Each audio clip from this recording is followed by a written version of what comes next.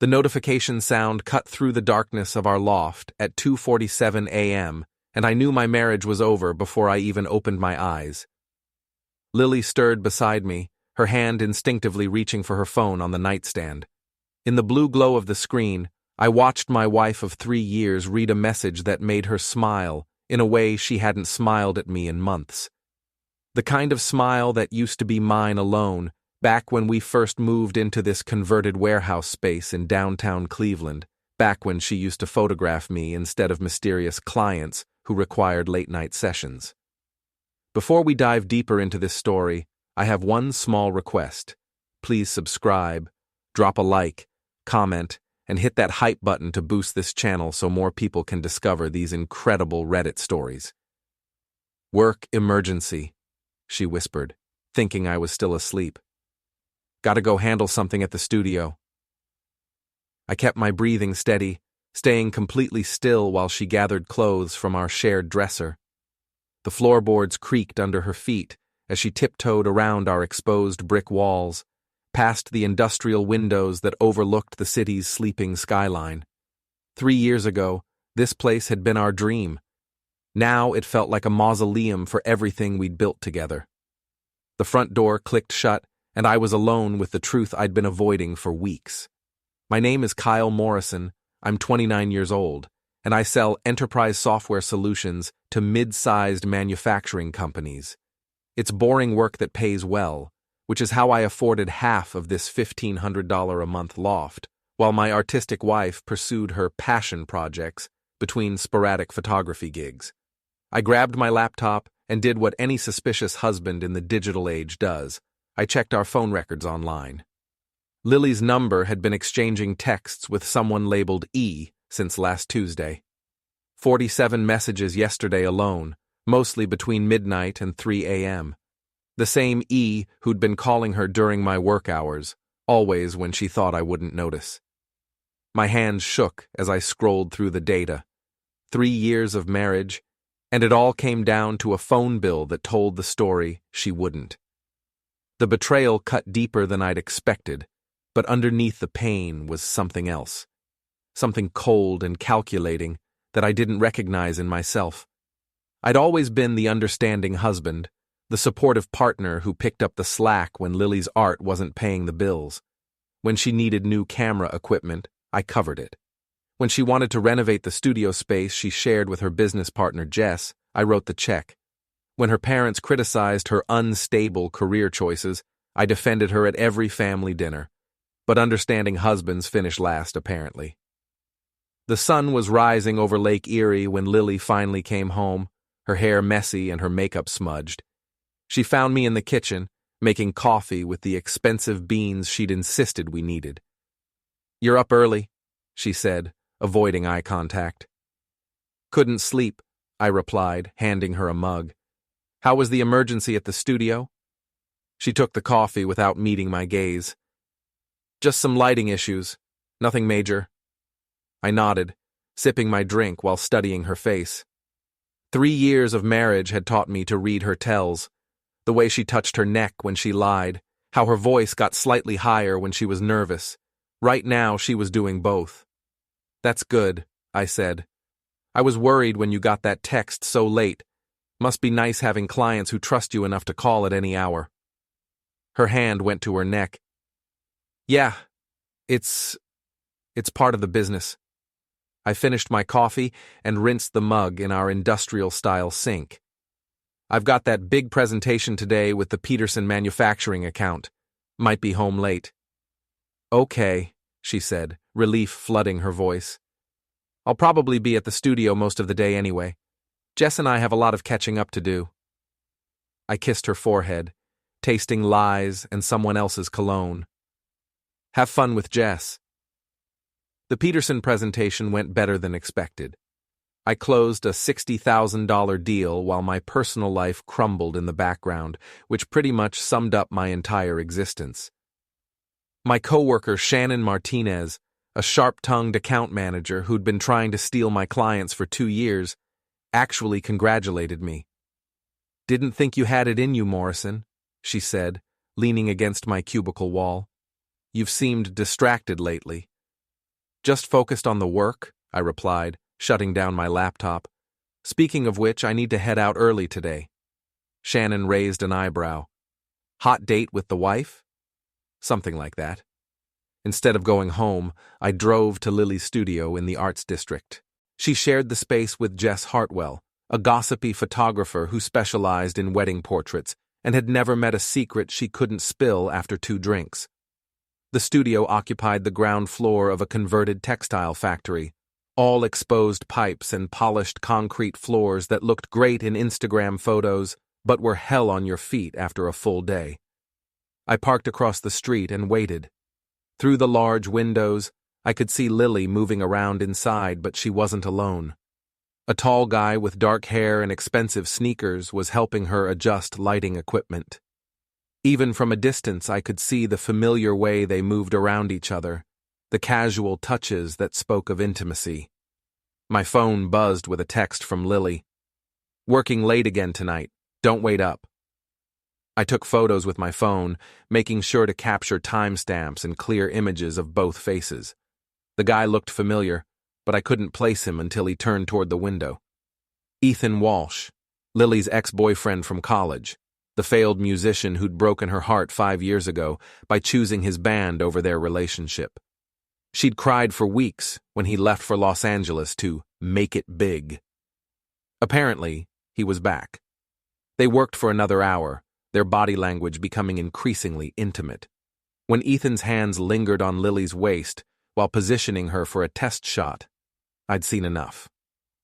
I drove to the Copper Still, a dive bar 3 blocks from our loft, where the bartender knew my usual order and didn't ask questions. My best friend, Mark Torres, found me there 2 hours later, nursing my 3rd whiskey and staring at the photos on my phone. "You look like someone eliminated your dog," Mark said, sliding onto the adjacent bar stool. "What's eating you?" Mark and I had been friends since high school. He worked construction, had opinions about everything, and possessed the kind of loyalty that was becoming extinct in the modern world. If anyone would understand what I was going through, it was him. I showed him the photos. "Shit," he said after scrolling through them. "That's the ex, right? The musician?" "Former musician, current homewrecker." Mark ordered a beer and studied my face. "What are you going to do?" "I don't know yet. Part of me wants to confront them, but another part wants to be smart about this." "Smart how?" I finished my whiskey and felt the alcohol burn away some of the pain, leaving behind something harder and more focused. Lily thinks she's being clever. She thinks I'm the same pushover who's been subsidizing her dreams while she figures out what she wants from life. Maybe it's time to show her what happens when the pushover pushes back. Mark grinned. "Now you're talking. What do you need?" "Information. And maybe some help with a few projects." "You got it, brother. But first, let's get you another drink. You're going to need it." We stayed until closing time, planning and drinking while the jukebox played songs about cheating hearts and broken dreams. By the time I stumbled home, I had a strategy. It wasn't pretty, and it wasn't forgiving, but it was thorough. Lily was already asleep, or pretending to be. I slipped into bed beside her, smelling Ethan's cologne on her skin and feeling something die inside my chest. But passing, I was learning, could be liberating. Tomorrow, the real work would begin. I woke up before dawn with a clarity I hadn't felt in months. While Lily slept beside me, I made a list of everything we owned together and everything we owed. Joint checking account, $8,400. Joint savings, $12,000. My individual 401k, $47,000. Lily's individual savings, $340. The loft lease was in both our names, but I'd been paying 70% of the rent since Lily's photography business hit a rough patch last winter. Her car was financed through the credit union where I banked, with me as the primary applicant, because her credit score was shot from some bad decisions in her early 20s. I spent my lunch break at the bank speaking with Janet Kowalski, the loan officer who'd handled our accounts for 3 years. Janet was a no-nonsense woman in her 50s who'd seen enough relationship drama to fill a library. I want to separate our joint accounts, I told her. Janet's expression didn't change. Both parties need to be present for that, or we need written consent from your wife.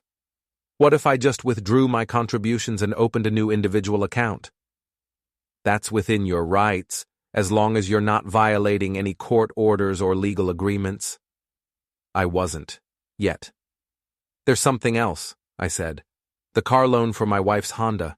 If she defaults on payments, what happens? Janet pulled up the account on her computer. You're the primary borrower, so you're responsible for the debt regardless. But we can repossess the vehicle if payments aren't made. And if I wanted to make a large payment against the principal? That would lower the monthly payments considerably. Why? I smiled. Just planning ahead. That afternoon, I transferred $7,000 from our joint account into a new individual checking account. I left enough to cover the mortgage and utilities for 1 month, my half of the expenses. If Lily wanted to keep living in our dream loft, she'd need to start contributing her fair share. I also paid down her car loan to the point where the monthly payments dropped from $340 to $89. It seemed generous, but I had my reasons. My phone rang as I was leaving the bank. Lily's name appeared on the screen. Hey, babe, she said, her voice artificially bright. I'm going to grab dinner with Jess tonight. Girl talk, you know? Sounds fun, I replied. I'll probably work late anyway. The Henderson account is being difficult.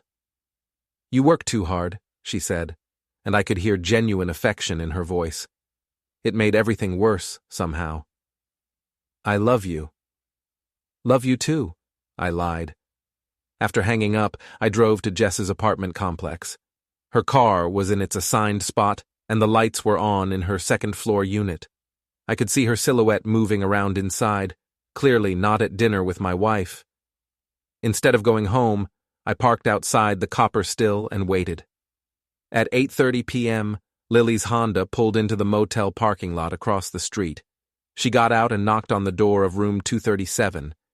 Ethan answered, pulling her inside with an urgency that made my stomach clench.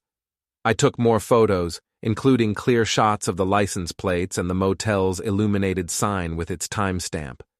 Then I sat in my car for 2 hours, watching the light in their window and planning my next moves. My phone buzzed with a text from Lily. Dinner's running long. Don't wait up. I texted back, no problem, sleep well. When I finally went home, I found a bottle of wine Lily had left on the kitchen counter with a note. For my hard-working husband. Thank you for being so understanding. L. I poured the wine down the drain and threw the note in the trash. Understanding was a luxury I could no longer afford. The next morning brought an unexpected opportunity. Shannon Martinez cornered me by the coffee machine, her usual competitive smirk replaced by something that looked almost like concern. You look terrible, she said, and before you ask, that's not me being difficult. That's me being observant. Thanks for the pep talk, I replied, filling my mug with coffee that tasted like burnt disappointment. I'm serious, Kyle. What's going on? You closed the Peterson deal like a machine yesterday, but you look like you haven't slept in a week. I studied Shannon's face. We'd been rivals since she joined the company 18 months ago, constantly competing for the same accounts and the same recognition. She was ambitious, ruthless, and exactly the kind of person who might be useful in a situation like mine. Hypothetically, I said, if you discovered someone was betraying you, what would you do? Shannon's eyes lit up with interest. Hypothetically? I'd gather evidence, identify their weaknesses, and then systematically destroy their ability to hurt me again. That seems harsh. Harsh is letting people walk all over you while you smile and say thank you. Harsh is being taken advantage of by someone who's supposed to have your back. She paused, studying my expression. We're not talking hypothetically, are we? I took a long sip of coffee. What do you know about social media forensics? Enough to ruin someone's reputation if they deserve it. Why? Before I could answer, my phone rang. Mark's name appeared on the screen. I've got news, he said when I answered. Meet me at Murphy's Deli at noon, and bring your appetite for justice. Murphy's Deli was a Cleveland institution, the kind of place where construction workers and office drones shared tables and complained about the weather. Mark was waiting in a corner booth, a manila folder spread out in front of him. "Your boy Ethan has been busy," he said as I sat down. "Remember my cousin Danny who works at the impound lot? Turns out your wife's boyfriend has some interesting financial problems." He slid a piece of paper across the table. It was a printout showing multiple unpaid parking tickets and 2 outstanding warrants for failure to appear in court. "He's been living in his car for the past 3 weeks," Mark continued. "Apparently, his big comeback tour didn't work out so well. He owes money to half the music venues in town." "How did you find all this?" Mark grinned. "Danny's girlfriend works at the courthouse. She ran Ethan's name through the system as a favor. Guy's one missed payment away from having his car repossessed." I studied the paperwork, feeling pieces of a larger puzzle clicking into place. "What else?" "Well, here's where it gets interesting. Guess who co-signed for his car loan 3 months ago?" My blood ran cold. "Lily." "Bingo. Your loving wife is on the hook for a 2019 Camaro with 22,000 miles and 18 months of payments left. If Ethan defaults, they come after her credit." I leaned back in the booth, processing this information. Lily had co-signed for her ex-boyfriend's car loan while married to me, probably using our joint financial information to qualify. It was a betrayal that went deeper than just the affair. "There's more," Mark said. "Danny also mentioned that Ethan's been bragging around town about landing a sugar mama who's going to help him get back on his feet. Apparently, he's been telling people he's got a plan to score big." My hands clenched into fists. "What kind of plan?" "The kind that involves a married woman with a stable income and a husband who works in tech sales." Mark's expression darkened. "Kyle, I think they're planning to take you for everything you're worth." The deli suddenly felt too small, too warm. I needed air, but first I needed to understand the full scope of what I was dealing with. "I want you to keep digging," I told Mark. "Find out everything you can about Ethan's finances, his plans, his connections, and see if Danny can help us with something else." "What do you need?" I smiled, feeling that cold calculation spreading through my chest again. "I need to know exactly how much trouble a guy can get into for defaulting on multiple loans simultaneously." Mark's grin matched my own. "Now you're thinking like a winner." That evening, I decided to force the issue. Instead of pretending ignorance, I waited in our loft's living room with a bottle of wine and 2 glasses. When Lily came home at 10 p.m. claiming she'd been working late at the studio, I was ready. "How was your day?" I asked, pouring wine into both glasses. She looked surprised, but pleased. "It was good. Productive. Jess and I finished editing the Morrison wedding photos." She paused. "Wait, that's weird. Same last name as you." "Coincidences happen," I said, handing her a glass.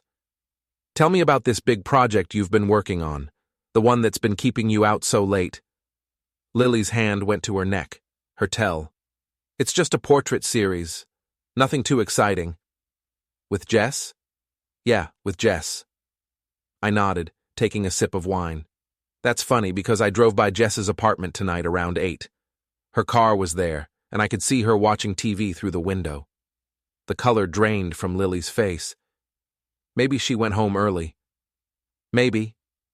I set down my wine glass and pulled out my phone. "Or maybe you've been lying to me for weeks." I showed her the photos from the motel parking lot. Her Honda. Ethan opening the door to room 237, the timestamp showing 8:30 p.m.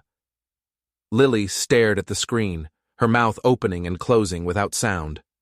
Finally, she found her voice. "Kyle, I can explain." "Can you?" "Because I'm really curious about this explanation. I'm curious about how you can explain co-signing for your ex-boyfriend's car loan while married to me. I'm curious about how you can explain 47 text messages in one day. I'm curious about how you can explain using our joint financial information to help your lover get back on his feet. She set down her wine glass with shaking hands. How did you find out? Lily, I'm not stupid. I'm not the naive husband who's going to keep paying your bills while you figure out whether you want to be married or not. I stood up, towering over her. What I am is done. It's not what you think, she said, tears starting to form. Ethan and we're just what? Just sneaking around in cheap motel rooms while I work 60-hour weeks to keep us afloat? Just planning to take me for everything I'm worth so you can run off with a failed musician who can't even pay his parking tickets? Lily's tears stopped. Who told you that? Does it matter? What matters is that you made a choice. You chose to betray our marriage, our finances, and our future. So now, I'm making a choice too. I walked to our bedroom and returned with a suitcase I'd packed that afternoon. I'm staying at Mark's place tonight. Tomorrow we're going to have a conversation about how this divorce is going to work. You can stay here for now, but you're going to start paying your fair share of the expenses. Kyle, please, she said, grabbing my arm. We can work this out. It was a mistake.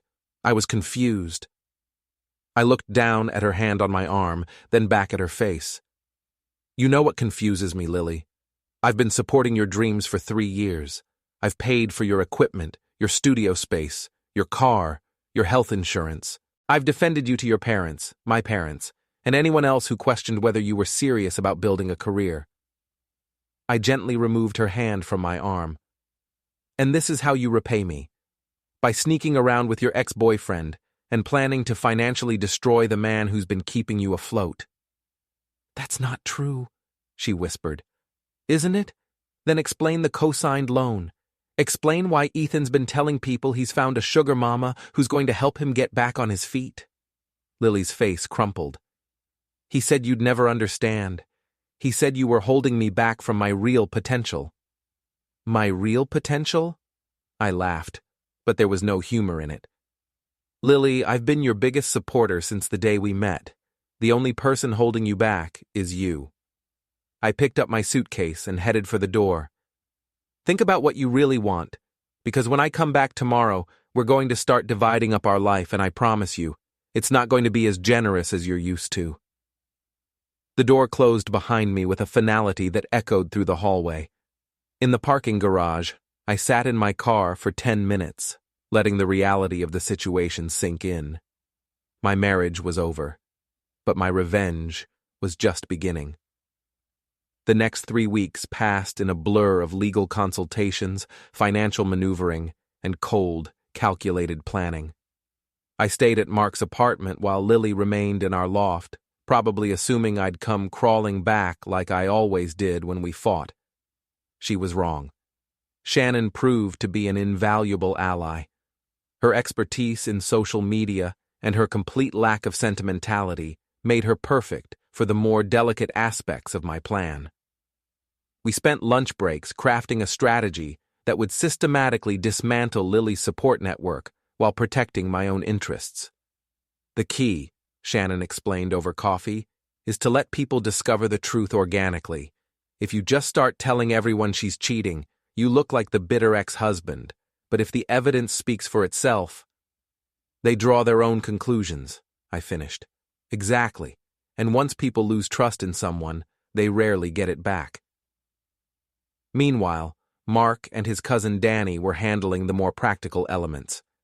Ethan's financial house of cards was even more precarious than we'd initially discovered. In addition to the car loan and parking tickets, he owed back rent on 3 different apartments, had defaulted on a business loan for his failed recording studio, and was being sued by 2 former bandmates for breach of contract. Guy's a walking disaster, Danny reported during one of our meetings at the Copper Still. The only thing keeping him afloat is whatever money your wife's been giving him.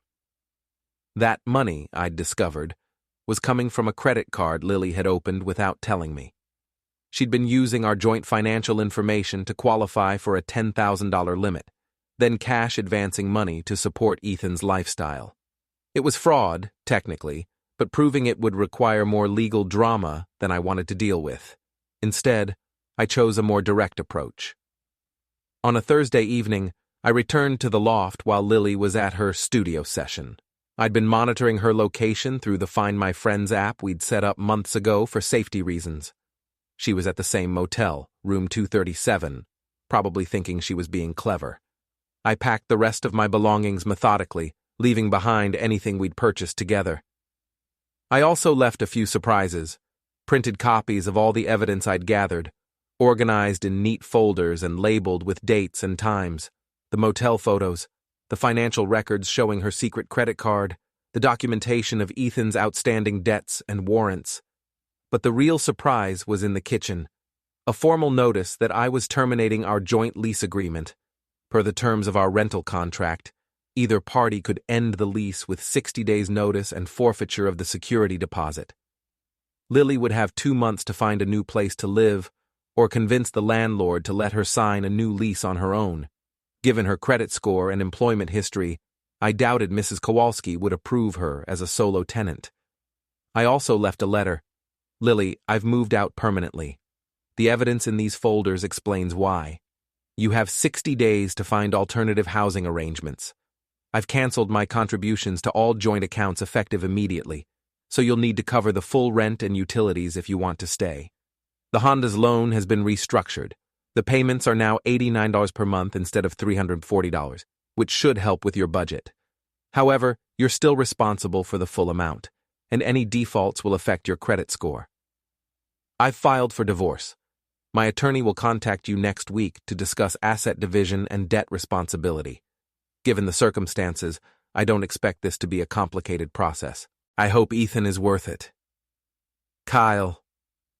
I left the letter on the kitchen counter next to the folders and walked out of our dream loft for the last time. 2 hours later, my phone exploded with calls and texts from Lily. I ignored them all. The next morning, Shannon helped me execute the final phase of our plan. Using carefully crafted social media posts and strategic leaks to mutual friends, we ensured that everyone in Lily's professional and personal network would soon know about her affair and its consequences. The photography community in Cleveland was small and gossipy. Once word got out that Lily had been cheating on her supportive husband while secretly funding her ex-boyfriend's lifestyle, her reputation would be effectively destroyed. But the masterstroke came from an unexpected source, Jess, Lily's business partner and supposed best friend. She's been lying to me too, Jess confessed when she called me that Friday afternoon. I found out she's been using our studio space for her little affair, bringing him around after hours and making me cover for her with clients. I'm sorry she put you in that position, I said. I'm done covering for her, and I'm done being her business partner. Jess paused. Kyle, I want you to know that some of us saw what a good husband you were. Lily's an idiot for throwing that away. Thank you, Jess. That means a lot. There's something else. I'm keeping the studio space. The lease is in my name, and I'm not going to let her drag my business down with her personal drama. She's got until the end of the month to get her equipment out. After hanging up, I realized that Lily's entire life was systematically falling apart. Her marriage, her housing, her business partnership, her reputation, all the support systems she'd taken for granted were disappearing simultaneously. It should have felt more satisfying than it did. The confrontation I'd been expecting finally came on a Sunday afternoon 3 weeks later. I was at Mark's apartment, watching football and enjoying the first peaceful weekend I'd had in months, when Lily showed up at the door. Mark answered, took one look at her tear-stained face and desperate expression, and called for me. She says she needs to talk to you, he said. I can tell her to leave if you want. I considered it, then shook my head. Let her in, but stay close. Lily looked terrible. Her hair was unwashed, her clothes wrinkled, and she'd lost weight she couldn't afford to lose. The confident, artistic woman I'd married had been replaced by someone who looked broken and desperate. Kyle, she said, her voice barely above a whisper. We need to talk. Talk, I said, not getting up from the couch. I made a mistake. A huge, terrible mistake. But we can fix this. We can go to counseling, work through our problems, start over. Start over? I laughed. Lily, you didn't just make a mistake. You systematically betrayed our marriage for months. You used our joint finances to support another man. You lied to my face every single day.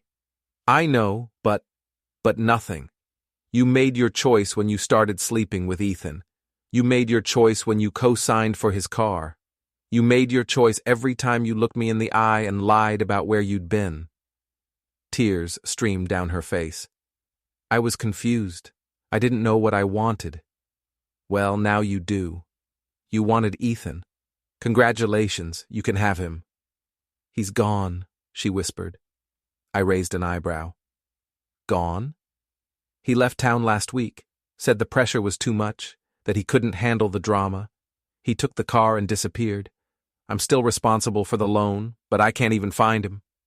I felt a moment of genuine surprise. I'd expected Ethan to stick around and try to milk the situation for as long as possible. Apparently, he was even more of a coward than I'd thought. I'm sorry to hear that, I said, and I almost meant it. Kyle, please. I've lost everything. My home, my business, my friends. I can't lose you too. You already lost me, Lily. The moment you decided I wasn't enough for you. She collapsed into Mark's recliner, sobbing uncontrollably. I don't know what to do. I don't know how to fix this. I stood up and walked over to her, feeling something that might have been pity. You can't fix this. Some things, once they're broken, can't be put back together. So that's it? 3 years of marriage, and you're just going to throw it all away? I knelt down so we were at eye level. I didn't throw anything away, Lily. You did. Every time you chose him over me, every time you lied, every time you put our financial security at risk for someone who didn't give a damn about you. I know I hurt you, but you didn't just hurt me. You tried to destroy me. And when that didn't work, your boyfriend ran away and left you holding the bag. I stood back up. That's not love, Lily. That's not even basic human decency. She looked up at me with red, swollen eyes. What am I supposed to do now? You're supposed to learn from this. You're supposed to figure out how to be a person who doesn't betray the people who care about her. You're supposed to grow up. I walked to the door and opened it. The divorce papers will be finalized next week. My attorney will send you the details. After that, I don't want to see you again. Lily stood up slowly, her legs shaky. Kyle, Goodbye, Lily. She walked to the door, then turned back one last time. I really did love you, you know. I looked at her for a long moment, remembering the woman I'd fallen in love with 4 years ago. The woman who'd laughed at my jokes and supported my dreams and made me believe in forever. No, I said finally. You loved what I could do for you. There's a difference. The door closed behind her, and I knew I'd never see my wife again. Epilogue. 6 months later, I'm writing this from my new apartment downtown, a modern one-bedroom with floor-to-ceiling windows and a view of Lake Erie. It's smaller than the loft Lily and I shared, but it's mine. Every piece of furniture, every dish, every book belongs to me and me alone. The divorce was finalized 3 months ago. Lily got to keep her photography equipment and her car loan. I kept everything else, including my dignity and my self-respect. Shannon and I have been dating for 2 months now. It started as a friendship built on mutual professional respect and evolved into something deeper. She understands ambition and doesn't apologize for wanting success. More importantly, she's never lied to me, not even about small things. Mark thinks I'm moving too fast, but Mark doesn't understand what it's like to have someone look you in the eye and tell you the truth, even when it's uncomfortable. After months of lies and manipulation, honesty feels like a luxury. I heard through mutual acquaintances that Lily moved back in with her parents in Akron. She's working at a portrait studio in a mall, taking senior pictures and family photos for minimum wage plus commission. Ethan never came back, and she's still making payments on his car loan. I don't feel sorry for her. Some people might say I was too harsh, that I should have tried harder to save our marriage. But those people don't understand what betrayal really costs. It's not just the cheating, it's the lies, the manipulation, the systematic dismantling of trust that took years to build. Lily didn't just break our marriage vows. She tried to break me. Instead, she broke herself. And that, I've learned, is the most fitting revenge of all. When someone shows you who they really are, believe them. When they choose to destroy something beautiful for something cheap and temporary, let them live with the consequences. I'm 30 years old now, and I'm finally learning to put myself first. It's a lesson I should have learned years ago, but some education is worth the price you pay for it. My name is Kyle Morrison. I sell enterprise software solutions, and I'm exactly where I'm supposed to be.